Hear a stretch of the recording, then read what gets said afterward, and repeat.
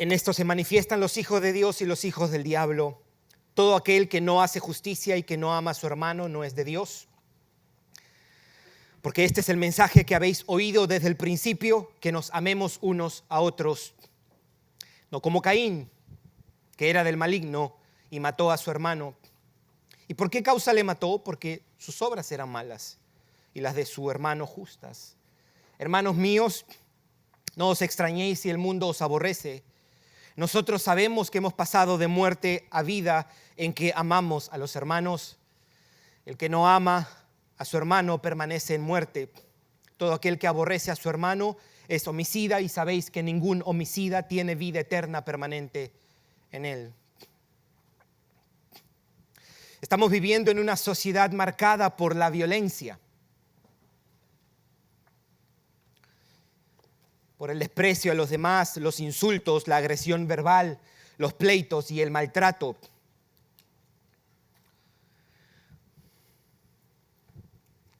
No digo que somos la peor generación, pero digo que si hay un pecado que caracteriza esta sociedad es el irrespeto, el abuso, el maltrato y la violencia.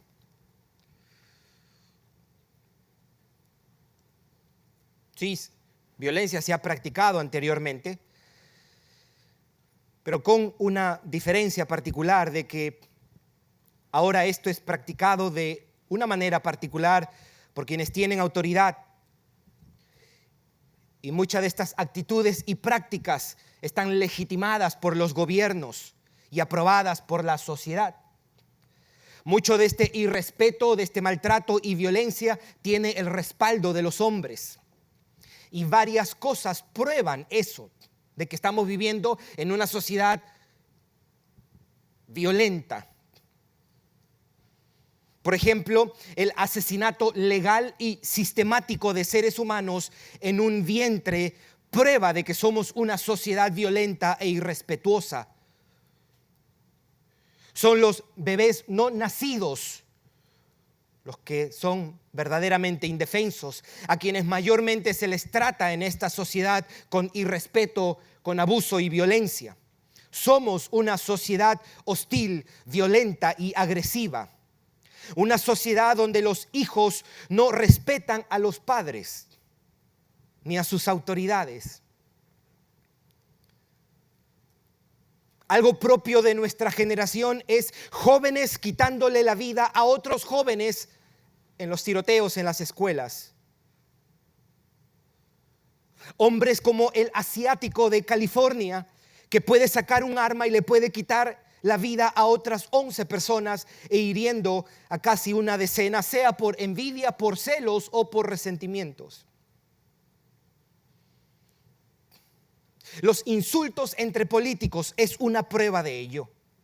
Las disputas entre republicanos y demócratas, entre liberales y conservadores, son prueba de eso. Debemos decir que las divisiones dentro de las iglesias, al menos aquí en Estados Unidos, por esta cuestión del supuesto racismo que hay, son prueba de eso. Somos una sociedad hostil, violenta, agresiva. El llamado a protestar que hacen los políticos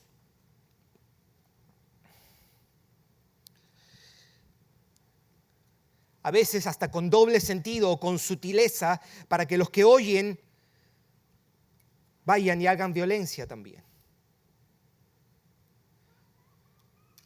La libertad de expresión es uno de los valores absolutos del siglo XXI. Y con eso justificamos los insultos, los ataques y los odios, porque es mi derecho, es mi libertad de expresarme como yo quiera. Todo problema hoy se resuelve sacando una pistola o un cuchillo o un bate. Y en el mejor de los casos lo resolvemos criticando, insultando, cuestionando y peleándome con las personas en las redes sociales. Somos una sociedad violenta, mis hermanos, de iras, de envidias, de odios. Y sí sé que esto es tan antiguo como Génesis 3 y Génesis 4.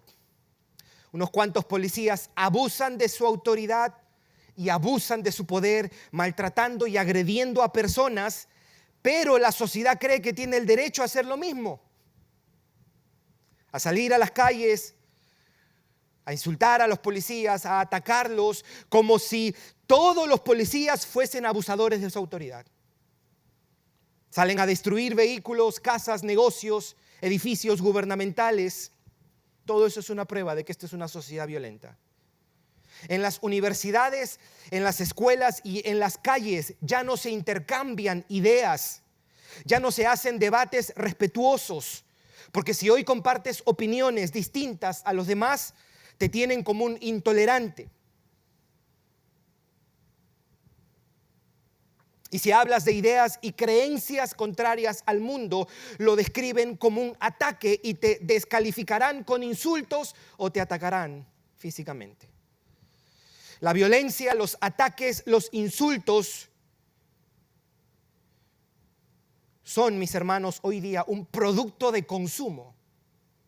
Se consume eso hoy día.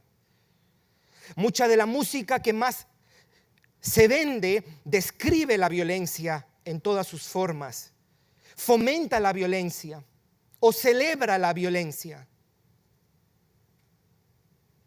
Los cantantes se divorcian y hacen canciones para ofender y atacar a sus exparejas, y la sociedad entera mira, consume y celebra todo eso, incluyendo los cristianos.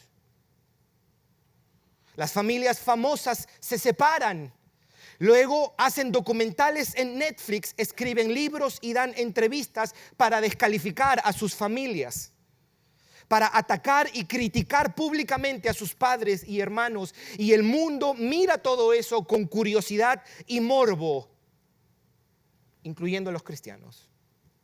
Somos una sociedad hostil, violenta y agresiva. Y en este clima, mis hermanos, los cristianos debemos ser cuidadosos de no ser influidos por el espíritu de nuestra época. Debemos velar para no reflejar las actitudes violentas, agresivas e irrespetuosas de nuestra sociedad. En este clima, las palabras que acabamos de leer de Juan son oportunas para nosotros, la Iglesia de Jesucristo. Que nos amemos unos a otros, no como Caín. No como Caín. Hasta aquí, una de las cosas que se ha establecido es que el creyente, el que ha nacido de nuevo, vive una vida distintiva. El que es nacido de Dios, dice Juan, no practica el pecado, sino la justicia. El verdadero hijo de Dios, el verdadero creyente, no hace pecado, sino justicia. Son dos polos opuestos. Ahora, el autor en estos pasajes va a señalar cómo es esa justicia. Juan nos dice qué es lo que caracteriza esa justicia del creyente. Y lo que él dice, que esa justicia tiene el distintivo del amor. Practicamos la justicia, según Juan, practicamos la justicia amando al hermano. Ese es el tema de estos versículos. Tú practicas la justicia amando a los hermanos. Amar a los creyentes es parte central de esa justicia de la que Juan está hablando. Una vida justa es una vida que está orientada y está motivada por el amor. Ante los ojos de Dios, el amor a nuestros hermanos es la característica de una vida justa. Si pudiéramos establecer premisa 1, premisa 2 y conclusión, pudiéramos decir, si la justicia prueba que somos cristianos, y si esa justicia tiene que ver con amar, concluimos que el amor por los hermanos es una prueba de que somos cristianos. El amor fraternal, en inglés brotherly love, brotherly love. El amor fraternal es una prueba de la autenticidad de nuestro cristianismo. Y este pasaje nos apunta en esa dirección. 3 cosas encuentro en estos versículos 10 al 15. Las voy a decir y después las vamos desarrollando uno por uno y al final unas palabras de aplicación. ¿Qué es lo que vamos a encontrar en estos versículos 10 al 15? Número 1, amar al hermano es un mandato antiguo. Eso lo vamos a ver en el versículo 11. Número 2, amar al hermano es una prueba de que estamos vivos espiritualmente. Eso lo vamos a ver en el versículo 14. 11 primero, 14. Y lo tercero es, amar al hermano requiere emociones justas. Amar al hermano requiere emociones justas. Y como ya las dos partes la hemos venido mirando en el desarrollo de la serie, ya esto se ha repetido porque Juan repite mucho esto por cuestión de énfasis. Vamos a tomar más tiempo mirando la tercera parte. Amar al hermano requiere emociones justas. Requiere emociones justas. Pero vamos a empezar primero. Amar al hermano es un mandato antiguo. Note cómo empieza el versículo 10. En esto se manifiestan los hijos de Dios y los hijos del diablo. Eso hace una separación, una categorización de dos. Hijo de Dios, hijo del diablo. Todo aquel que no hace justicia y que no ama a su hermano no es de Dios. Eso ya lo hemos hablado. Hacer justicia es amar a su hermano. Y cuando hacemos eso probamos que somos cristianos o somos hijos de Dios. Pero note lo que dice el versículo 11. Porque este es el mensaje que habéis oído desde el principio, que nos amemos unos a otros. Este es el mensaje que habéis oído desde el principio. ¿A qué se refiere Juan cuando dice este es el mensaje que hemos oído desde el principio? Lo debemos pensar en tres niveles. Primero, ustedes escucharon esto de parte nuestra, los apóstoles. Desde que Jesús se fue, lo que ellos predicaron era esto mismo. Amaos unos a otros, amaos unos a otros. Ese es en el nivel más básico. En el segundo nivel está lo que Jesús le enseñó a sus discípulos. Amaos unos a otros. Y cuando Él está diciendo, ustedes escucharon desde el principio esto, es porque Jesús lo enseñó desde el comienzo esto. En el Evangelio de Juan, capítulo 13, Él le decía, amaos unos a otros. Pero en un sentido más general, lo que uno debe decir es que esto es una referencia al mandato que Dios siempre ha dado a su pueblo. El encargo de amar al prójimo. Por eso Él dice, el mensaje que habéis oído desde el principio. ¿Y dónde está eso? Escúchelo en Levíticos 19:18, Antiguo Testamento, tercer libro de la Biblia.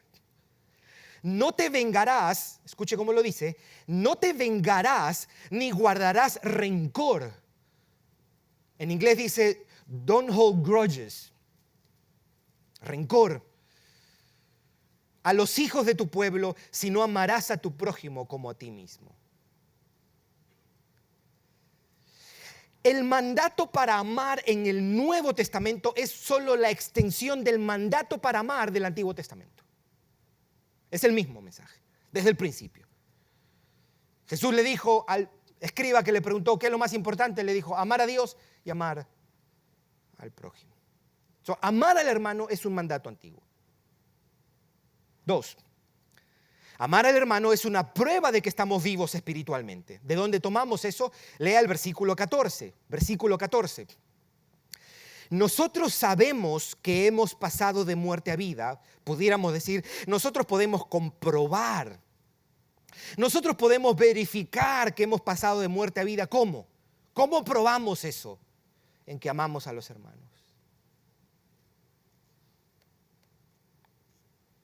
El que no ama a su hermano permanece en muerte. Lo que Juan está diciendo es que cuando una persona ama a sus hermanos, está dando evidencia de que algo pasó en él. ¿Y qué pasó? Pasó de muerte a vida.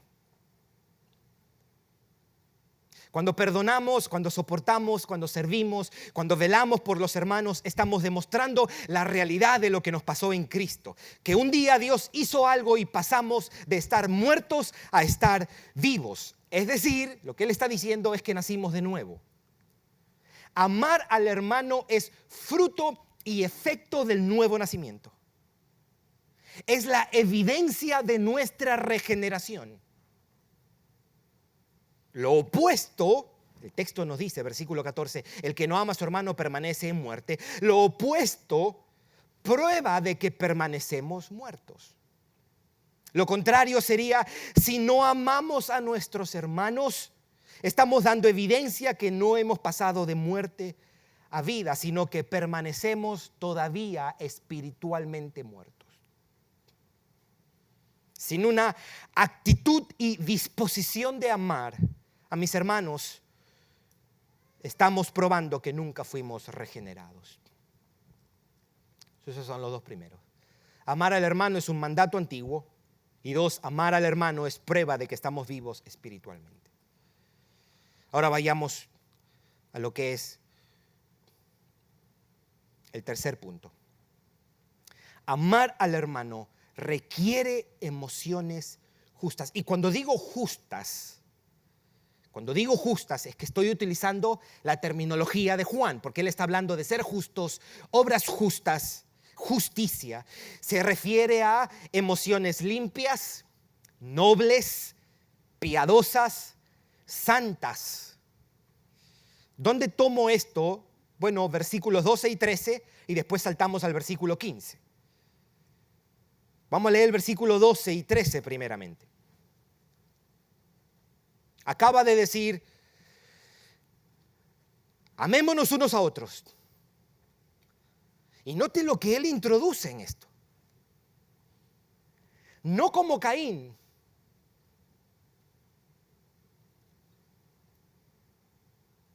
que era del maligno y mató a su hermano. ¿Y por qué causa le mató? Porque sus obras eran malas y las de su hermano justas.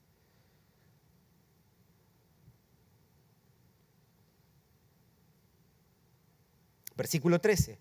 Hermanos míos, no os extrañéis si el mundo os aborrece. Lo que Juan hace para su argumento es traer un ejemplo de lo que es contrario a amar. Para él llamarnos a amar hace una referencia a un hecho negativo. El asesinato de Caín a Abel. Debemos amarnos unos a otros no como Caín, dice él. Y él pregunta, ¿por qué causa lo mató?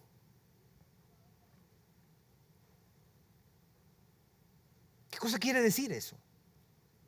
Esto nos enseña que en lo que él quiere enfocarse o lo que él quiere señalar no es tanto el crimen de Caín, sino las causas que lo llevaron a matar. Él quiere enfocarse en las motivaciones y las actitudes que llevaron a matar a su hermano. Juan está más preocupado en las sensaciones y en las emociones que sintió Caín y lo movieron a quitarle la vida a su hermano. Y él mismo responde, note lo que él dice. ¿Por qué causa lo mató? Y él responde, porque sus obras eran malas y las de su hermano justas. Debo traer Génesis 4 aquí. De acuerdo a Génesis 4, Caín ofreció el fruto de la tierra, ¿se acuerda? ¿Sí? Y Abel ofreció de sus animales. Y dice que Dios miró con agrado a Abel y a su ofrenda, y no miró con agrado ¿a quién? A Caín y a su ofrenda. Debo hacer un paréntesis aquí. La naturaleza del desagrado de Dios, la razón puntual, es un tema amplio que aquí no viene al caso. Lo cierto es que si combinamos lo que pasó descrito en Génesis 4 y lo que está diciendo Juan aquí, establecemos, Caín desagradó a Dios porque sus obras fueron malas. Eso es lo que él dice. Y al contrario, Abel agradó a Dios porque sus obras eran buenas.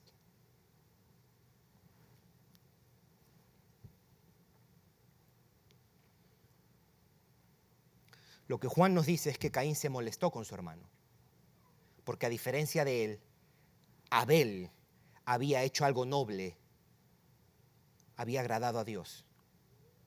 Abel se mostró más noble, más justo y más piadoso que Caín. Y Caín se sintió inferior a Abel por la bondad que éste tenía. Él se sintió inferior a Abel por la espiritualidad de Abel, por la justicia de Abel, por la devoción de Abel. Lo que sintió Caín lo llamamos en español envidia, celos, desprecio y una envidia y una clase de celos, mis hermanos, que después se convirtió en enojo y después se convirtió en odio. ¿Y por qué digo odio? Porque el texto mismo lo dice, el versículo 13. Note lo que dice el versículo 13. Está hablando de Caín. Hermanos míos, no os extrañéis si el mundo os aborrece. Y note el versículo 15. El versículo 15, todo aquel que aborrece a su hermano. ¿Por qué dice aborrece a su hermano? Porque está hablando de Caín. Caín, antes de matar a su hermano, sintió envidia porque las obras de su hermano eran buenas y la del mala, y sintió enojo y odio por su hermano. Sintió envidia y celo porque Abel era un hombre piadoso. Y esa envidia y celo se convirtieron en ira, enojo, y eso mismo se convirtieron en odio y aborrecimiento.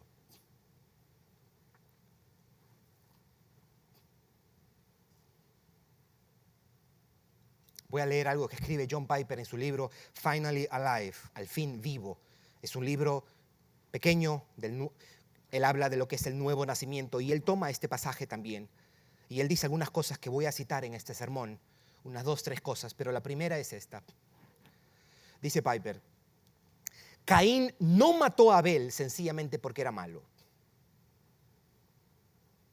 Porque Abel también era malo.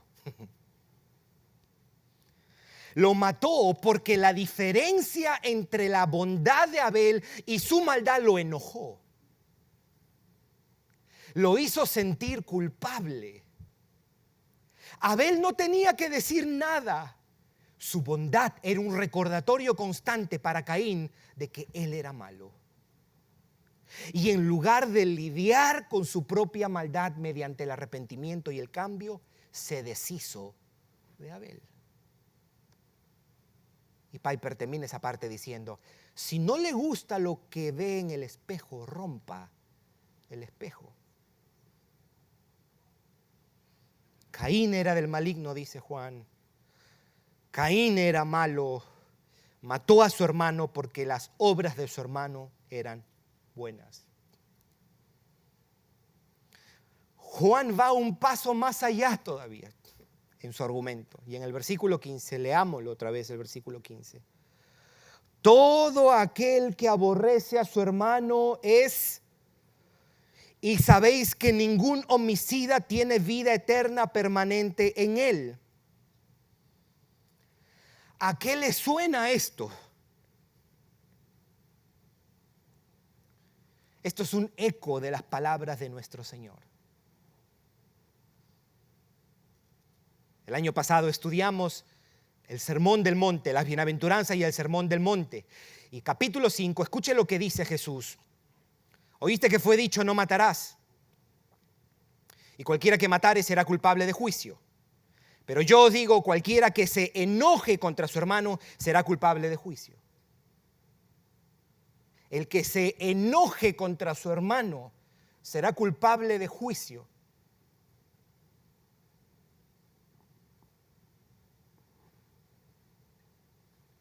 En la escala moral de Dios, que es la que importa, enojarse, aborrecer y matar al hermano es lo mismo.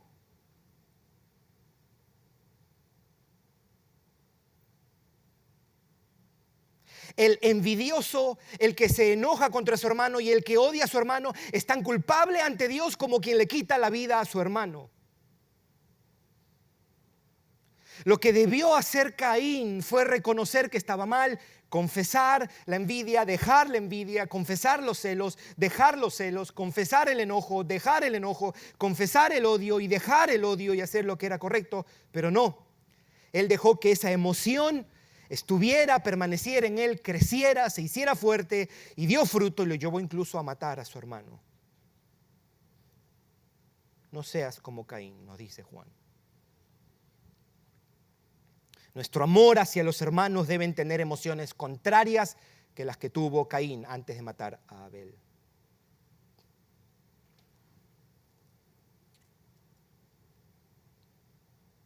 Ahora, no se asuste, un pequeño paréntesis, no se asuste con esto de que un homicida no tiene vida permanente en él. No es que matar sea el peor pecado o que un homicida no tiene posibilidad de ir al cielo, porque, por ejemplo, David mató.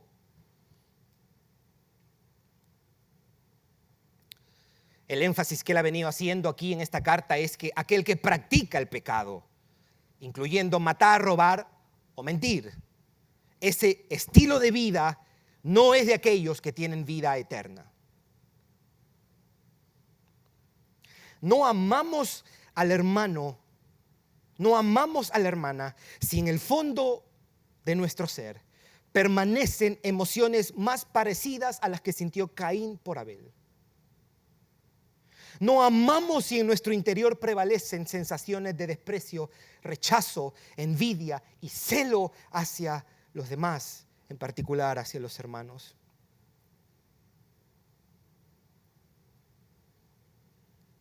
Desobedecemos este mandato si en el corazón hay sentimientos más afines a los sentimientos de odio, entiéndase, envidia, desprecio, enojo, celos.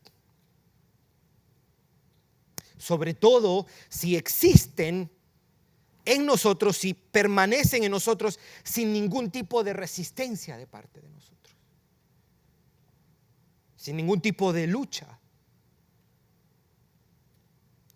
La vida cristiana es una lucha contra nuestro pecado. Ciertamente hay un aspecto de la guerra espiritual que tiene que ver con las tinieblas, con el mundo. Pero primera y principalmente la vida cristiana es una lucha porque es una lucha contra nuestras pasiones pecaminosas, contra lo que está dentro de nosotros. No seas como Caín. Escuche lo que dice Piper, que creo que es bastante oportuno para esto. Él pregunta, entonces, ¿cómo sería para cualquiera de nosotros ser como Caín? ¿Cómo sería para nosotros ser como Caín? O pecar como Caín. ¿Cómo sería eso? Dice él, significaría que cada vez que una debilidad o un mal hábito queda al descubierto en nuestra vida, al compararlo con la bondad de otra persona, en lugar de lidiar con la debilidad o el mal hábito, nos mantenemos alejados de aquellos cuyas vidas nos hacen sentir defectuosos. Wow. No los matamos, dice Piper, los evitamos. O peor aún, buscamos la forma de criticarlos. ¿Para qué? Para neutralizar la parte de su vida que nos hace sentir convicción de pecado. Por eso yo creo el chisme y la crítica hacia alguien dice más de nosotros que del chismeado o el criticado, si hay esa palabra, chismeado.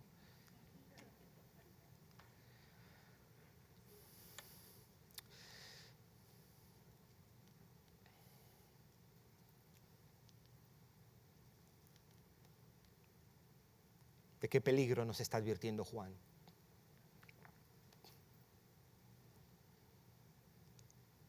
El peligro del que nos advierte es contra las actitudes de Caín. La advertencia es contra la clase de postura y sentimientos que llevaron a Caín a matar a su hermano. Del peligro que debemos guardarnos no es evitar matar como Caín. Aquí Juan no está diciendo, oye, cuidado, no maten a la gente. No está diciendo eso. Lo que él está diciendo es, eviten que las actitudes y el espíritu de Caín tomen lugar en nuestro corazón. Eso es lo que él está diciendo. La mayoría nunca pecará en matar como David. Yo espero. Yo pensaba y decía, este sermón, si yo lo predicaría en la cárcel, ahí tendría que cambiar eso. La mayoría nunca va a pecar como Caín. Y si usted pecó, confiéselo y arrepiéntase. Y pague las consecuencias. Pero la mayoría podemos pecar en no resistir las emociones de Caín. La mayoría pecamos en no reconocer, en no confesar esos sentimientos de envidia y de celos o enojo hacia otros. La mayoría pecamos al no arrepentirnos de esas emociones o de esos resentimientos o rencores y odios que albergamos hacia los hermanos. Por eso, cuando estas emociones, envidia, celos, odios, enojo, deseos de mal, venganza hacia otro hermano, cuando eso está en un verdadero creyente, es algo que debe preocuparnos.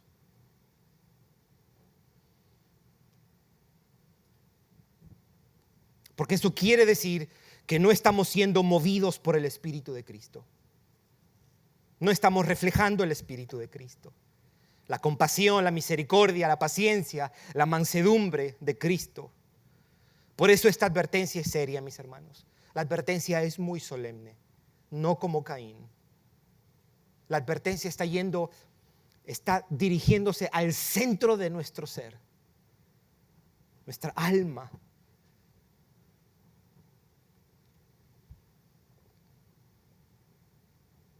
Continúa Piper diciendo, la lección para nosotros es, cada vez que usted vea crecimiento, virtud, disciplina espiritual, buenos hábitos o buena actitud en alguien, regocijarse en ello.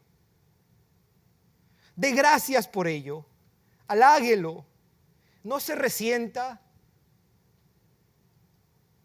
No sea como Caín. Responda de la manera contraria a como lo hizo Caín. Inspírese con la bondad de otras personas. No se llene de envidia, de celos. El amor es humilde, dice Piper. El amor no protege sus propias faltas. El amor da pasos para cambiarlas. No seas como Caín, nos dice Juan. No seas como Caín. Esto aplica a tus relaciones familiares también. Esto aplica a tus relaciones laborales también. Esto aplica primero y principalmente a tus hermanos, pero por extensión aplica a toda persona. Dios no va a tolerar que tú tengas buena voluntad con tus hermanos y que odies a los hombres, a tu cónyuge, o a un familiar, o a un compañero de trabajo, o a tus padres. El amor al hermano, el amor a la hermana requiere de emociones nobles, justas, piadosas. En el perdón que pedimos, mis hermanos, en el perdón que ofrecemos, en la paciencia, en el servicio a los hermanos, en el cuidado por su bienestar, nos está diciendo Juan, damos evidencia de nuestro cristianismo. Cuando cultivamos emociones justas, cuando cultivamos sentimientos santos hacia mis hermanos, damos prueba de que somos hijos de Dios, de que hemos pasado de muerte a vida o que hemos nacido de nuevo. Cuando deseamos su crecimiento espiritual, damos evidencia de que somos de Cristo y que estamos movidos por el Espíritu de Cristo. Cuando nos alegramos porque alguien ha progresado en la fe. Cuando vemos que personas crecen en la iglesia, que permanecen, celebramos. Cuando vemos que sirven a Dios, cuando a sus familias le va bien, cuando sus matrimonios son restaurados, cuando sus hijos vienen a la fe, cuando sus esposos vienen a la fe, celebremos. Piper dice, qué hermosa comunión donde todos se regocijen en los puntos fuertes de los demás y no se resienten por ello. Wow. Así es el amor de Dios cuando el nuevo nacimiento vivifica a su pueblo. Rechacemos los sentimientos de envidia, de celos, de desprecio, de odio, mis hermanos, hacia los demás creyentes y hacia cualquier tipo de persona. Resistamos esas actitudes conflictivas, controversiales. Resistamos las disputas, las envidias, los pleitos, los enojos. Cultivemos del lado contrario la humildad, la paciencia, la pureza, la nobleza. Cultivemos la paz, cultivemos el amor, cultivemos la mansedumbre.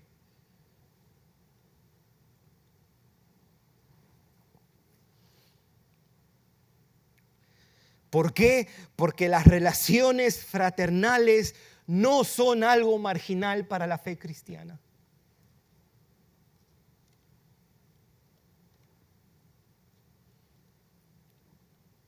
Esto se puede predicar en una iglesia que ya va a cumplir casi 10 años. En una iglesia nueva, de 6 mesecitos, todo es bonito, ¿verdad? Lindo, qué chévere. Aquí el 95% ya tuvo un beef con alguien. Ya tuvo. Ahora usted dirá, uy, pastor, pero yo tengo un año aquí, yo estoy chévere esto. Aguanta, danos un tiempecito más.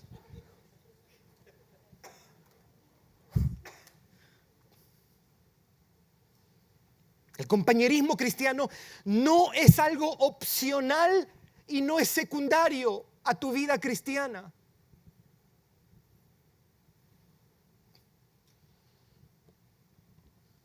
Virtualmente todos son chéveres.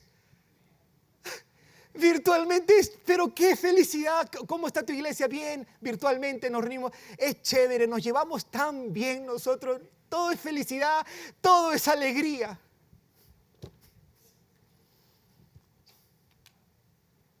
Pero son cristianos frágiles porque no saben lo que es ser ofendido y tener que perdonar y humillarse. Aquí crece el cristiano fuerte, donde dice, ok, Señor, yo te tengo que pedir porque no lo soporto al tipo, no lo soporto, pero tengo que ir a la iglesia. Señor, ayúdame, ayúdame, ayúdame. Esa dinámica te hace depender de Dios y te hace crecer. Y demos gloria a Dios por eso, nosotros, mis hermanos. El compañerismo es central, es indispensable, es necesario, no es negociable. No es negociable. Y mis hermanos, nosotros honramos este mandamiento por medio de una actitud amable hacia los hermanos. Cumplimos el llamado por medio de una disposición humilde hacia los otros creyentes, por medio de una disposición mansa y paciente hacia los demás. Una disposición pacífica, con una voluntad dócil y sensible.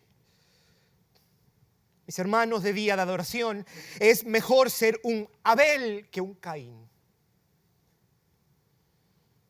Es mejor estar del lado de los indefensos.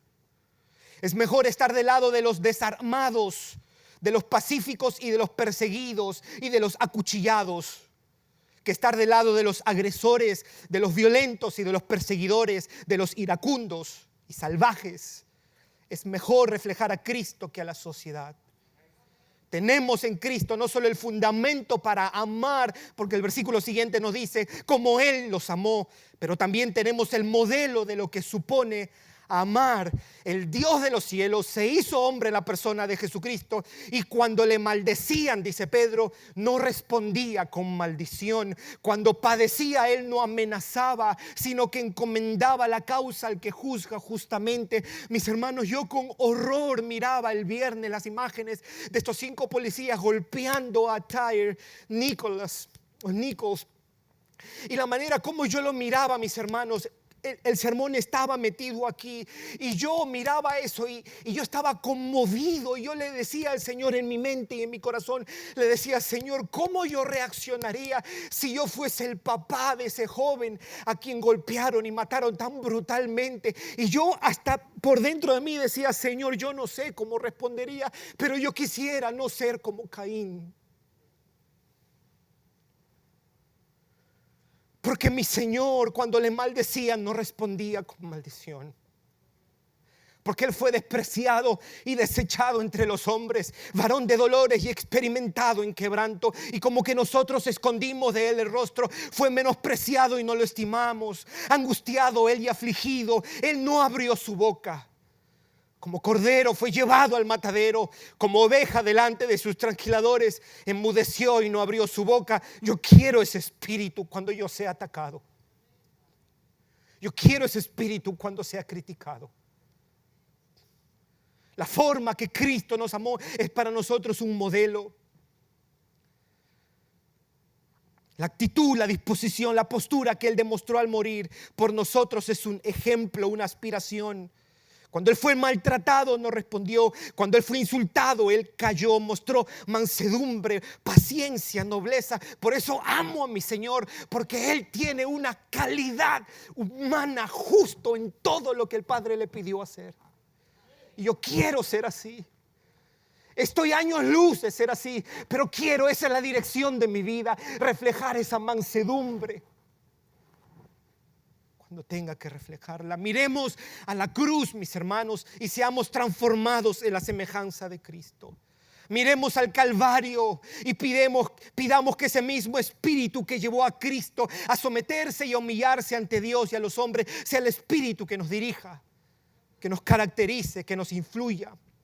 Miremos a Cristo como cantamos hace un momento, hasta que ese amor manso nos transforme, hasta que ese amor humilde, sencillo, noble y paciente, ese amor dócil de nuestro Señor surja en nosotros, hasta que ese amor nos abrume y nos motive, hasta que ese amor lo ofrezcamos a nuestra comunidad aquí en día de adoración, hasta que ese amor manso y noble sea nuestra característica, sea el distintivo de toda la iglesia o el 99% de la iglesia, y sea la característica de nuestros matrimonios, de nuestras familias, de nuestros grupos de hogar, de nuestras amistades.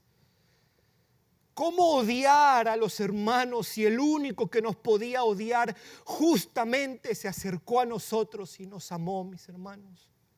¿Cómo enojarse con el hermano o permanecer enojado con el hermano si Dios, teniendo todo el derecho de enojarse y permanecer así, vino a morir por nosotros? ¿Cómo rechazar al hermano si Dios, teniendo todo el derecho a rechazarnos, se humilló y vino a redimirnos? No seamos como Caín, no seamos como Caín, miremos a Cristo. Corramos con paciencia la carrera que tenemos por delante. Despojémonos de todo peso y del pecado y corramos con paciencia la carrera que tenemos por delante. Puesto los ojos en Jesús, el autor y el consumador de nuestra fe. Vamos a orar, mis hermanos.